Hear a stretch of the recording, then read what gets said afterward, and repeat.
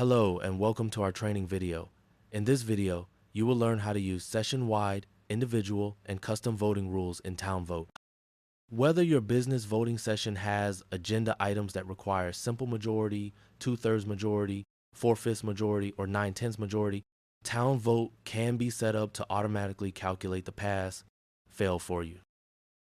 There are two voting rules areas: session-wide rule so that you don't have to edit each agenda item individually, and a specific voting rule for those agenda items that require a different quantum of votes calculation than the rest. The session rule determines the general rule which governs the whole session, all agenda items, and will apply by default to each new item created in the agenda. Choose a session rule from the sidebar settings menu shown below on the left-hand side of the agenda page. In TownVOTE, simple majority is calculated as 50% plus 1.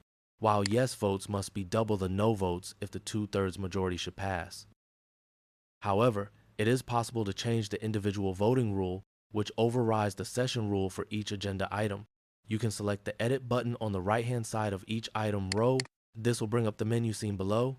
Under the voting rule tab, you can see the list of session rule options.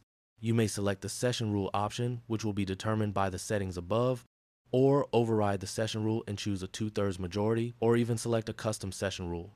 For example, 4/5 or 9/10, like in the case of our town meeting clients in Massachusetts. If using a custom session rule, set the desired parameters on the right-hand side, including the passing threshold number or percent.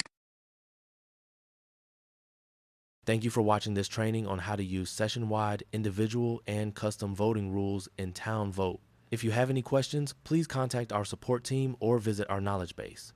Links will be provided on screen and in the video description.